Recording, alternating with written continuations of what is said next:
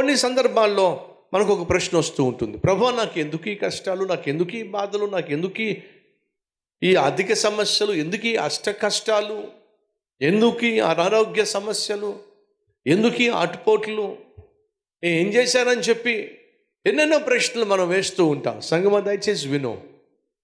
నీ జీవితంలో నిర్నిమిత్తముగా నువ్వు కష్టాలు గుండా, ఇరుకు ఇబ్బందులు గుండా, వ్యాధి బాధలు గుండా, ఆర్థిక సమస్యలు గుండా వెళ్ళవలసి వస్తుంది అని అంటే, దేవుడు దాన్ని నీ జీవితంలో అనుమతించాడు అని అంటే కారణం తెలుసా? ఏదో ఒక రోజు నువ్వు కలిగి ఉన్న ఈ అనుభవము ద్వారా అనేక మందికి దేవుడు నిన్ను ఆశీర్వాదంగా మార్చబోతున్నాడు. కాబట్టి నిన్ను ఈ అనుభవం గుండా తీసుకెళ్తున్నాడు అనే వాస్తవాన్ని మర్చిపోకండి. ఈరోజు ఏదైనా ఒక ప్రత్యేకమైన సమస్య గుండా వెళుతున్నావా? అర్థం కానటువంటి కష్టం గుండా వెళుతున్నావా? ఎందుకు ఇలా జరుగుతుందో నీకు అర్థం కావట్లేదా? నాకే ఎందుకు ఇలా జరిగిందని నీకు అనిపిస్తుందా? దీని అంతటి వెనుక దేవుని యొక్క మహాజ్ఞానం ఉంది, దేవుని యొక్క మహత్తరమైన ప్రణాళిక ఉంది. నువ్వు కలిగి ఉన్న కష్టము ద్వారా అనేక మందికి నువ్వు ఆదరణగా మారబోతున్నావు. కష్టాలు గుండా వెళ్ళిన వాడే కష్టం గుండా వెళుతున్న వాడిని అర్థం చేసుకోగలుగుతాడు. అనారోగ్యం గుండా వెళుతున్న వాడే అనారోగ్యం గుండా వెళుతున్న వాడిని అర్థం చేసుకోగలుగుతాడు. నా జీవితంలో సుమారు 20 సంవత్సరాల క్రితము లేదా 25 సంవత్సరాల క్రితము ఒక రోడ్డు పక్కన ఏడుస్తూ ప్రభుని ఈ ప్రశ్న వేశాను. ఎందుకు ప్రభు నాకు ఈ కష్టాలు, ఎందుకు ప్రభు నాకు ఈ మానసికంగా, శారీరకంగా, ఆర్థికంగా ఇన్ని ఇబ్బందులు ఎందుకు నువ్వు అనుమతిస్తున్నావు అని ప్రార్థన చేస్తే ప్రభు నాకేం చెప్పాడో తెలుసా? 40 సంవత్సరాలు ఇశ్రాయేలీయులు అరణ్యంలో ఉండబోతున్నారు, నడవబోతున్నారు, తిరగబోతున్నారు. కాబట్టి ఆ అరణ్యంలో లక్షల మందిని అదే అరణ్యంలో మోషే నడిపించాలి. కాబట్టి మోషేని ఏం చేశా? అదే అరణ్యంలో 40 సంవత్సరాలు తర్ఫీదు ఇచ్చారు. అరణ్యంలో మోషే 40 సంవత్సరాలు తర్ఫీదు పొందుకొని ఉండకపోతే 40 సంవత్సరాలు ఇశ్రాయేలీయులను ఆ అరణ్యంలో నడిపించగలిగేవాడు కానే కాదు. మోషేకి అర్థం కాల, ఎందుకన్నా జీవితం ఇలా తగలడింది, ఎందుకని అరణ్యంలో నేను గొర్రెలు కాచుకునేవాడిగా ఈ ప్రాంతాలన్నీ సంచరించాల్సిన కర్మ నాకు ఎందుకు పట్టింది? ఎన్నోసార్లు ఏడ్చి ఉంటాడు. కానీ ఆ తర్వాత అర్థమైంది, ఇదే అరణ్యంలో నా వెనుక కొన్ని లక్షల మంది వెంబడించబోతున్నారు. వాళ్లకు దారి చూపించాలంటే నేను ఈ అరణ్యంలో ప్రతి అణువను తెలిసిన వాడునై ఉండాలే. దేవుడు ఈరోజు ఒక శ్రమ గుండా, కష్టం గుండా నిన్ను తీసుకెళ్తున్నాడంటే అనేక మందికి ఆదరణగా నువ్వు ఉండాలని, అనేక మందికి ఆశీర్వాదంగా నువ్వు మారాలనే ఆ కష్టాన్ని నీ జీవితంలో అనుమతించాడు. అర్థం చేసుకుంటే ఎంత బాగుంటుంది.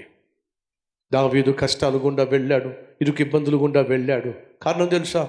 సుమారు 400 మంది అదే కష్టం గుండా, అదే ఇరుకు ఇబ్బంది గుండా వెళుతున్నప్పుడు వాళ్ళకు అండగా నిలబడడానికి, వాళ్ళకి ఆశీర్వాదంగా మారటానికి. ఆ తరువాత తను కష్టాల గుండా, ఇరుకు ఇబ్బందులు గుండా వెళుతూ ఉన్నప్పుడు నేర్చుకున్న ఆత్మీయ పాఠాల ద్వారా దేశాన్నే ఆశీర్వాదకరంగా మార్చటానికి దేవుడు ఆ కష్టాలను, ఇరుకు ఇబ్బందులను దావీదు జీవితంలో అనుమతించాడు. సహోదరి, సహోదరుడా, పదునైన కత్తిగా తయారవ్వాలంటే అది ఎన్నో సుత్తి దెబ్బలు తినాల్సి ఉంటుంది. అందమైనటువంటి శిల్పంగా ఒక రాయి చెక్కబడాలి అని అంటే అది ఎన్నో చిజిల్, ఊలి దెబ్బలు తినాల్సి ఉంటుంది. చెరుకు గడ, చెరుకు రసంగా అనేక మందికి ఆనందాన్ని పంచాలంటే అది బహుగా నలగగొట్టబడాల్సి వస్తుంది.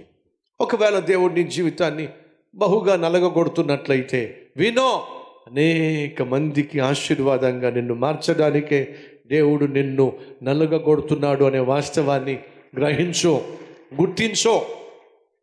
నా జీవితంలో అదే పాఠాన్ని దేవుడు నేర్పించాడు.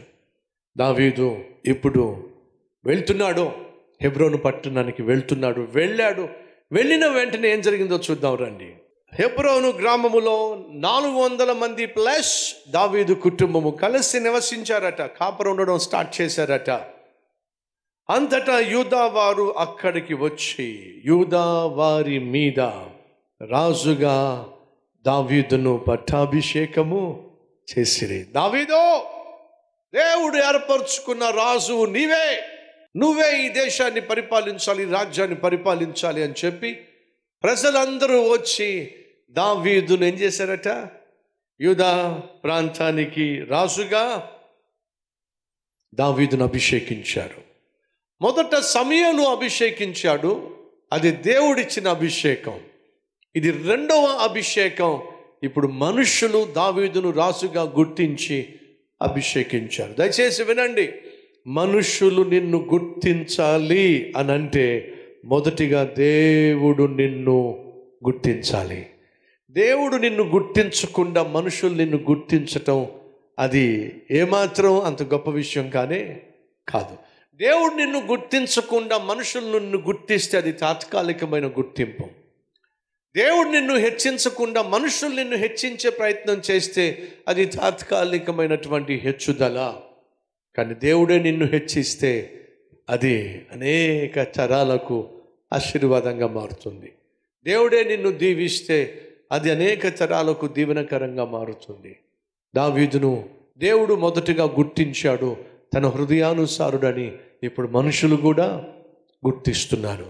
అడుగుతున్నా, దేవుడు నిన్ను గుర్తించాడా? నీ మనసు మంచిదని దేవుడు గుర్తించాడా? నువ్వు యథార్థమైన వ్యక్తివని దేవుడు గుర్తించాడా?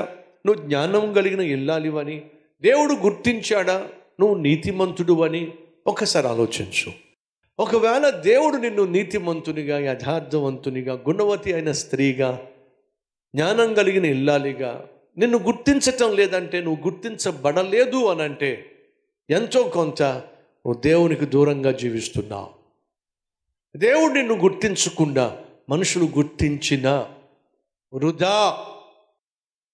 అలాగే దేవుడు నిన్ను గుర్తించినట్లయితే మనుషులు గుర్తించకపోయినా సరే దేవుడు నిన్ను తీసుకుని వెళ్ళాలనుకున్న స్థానానికి ఖచ్చితంగా తీసుకెళ్తాడు. అక్కడ నిన్ను స్థిరపరుస్తాడు.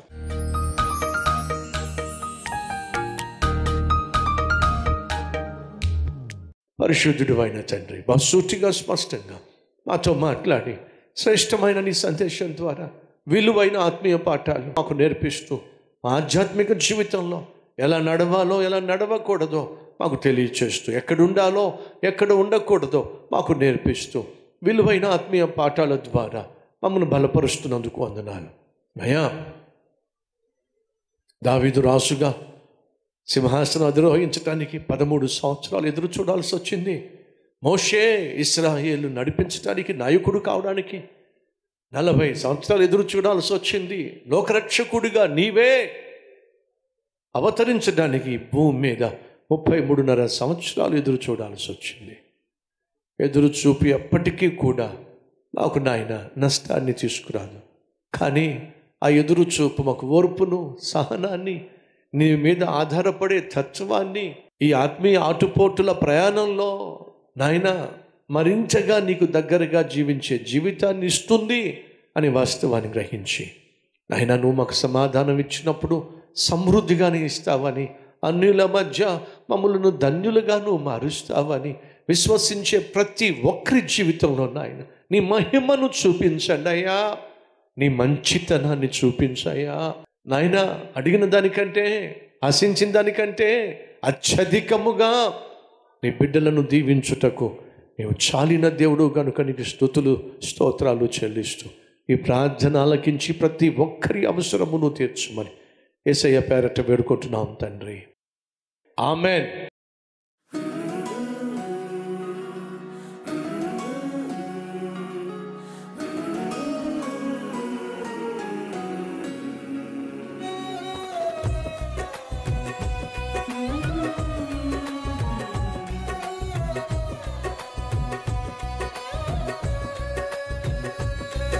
డైలీ డివోషన్ మీకు ఆశీర్వాదకరంగా ఉంటే 10 మందికి షేర్ చేయండి, లైక్ చేయండి, ఒక కామెంట్ పెట్టండి.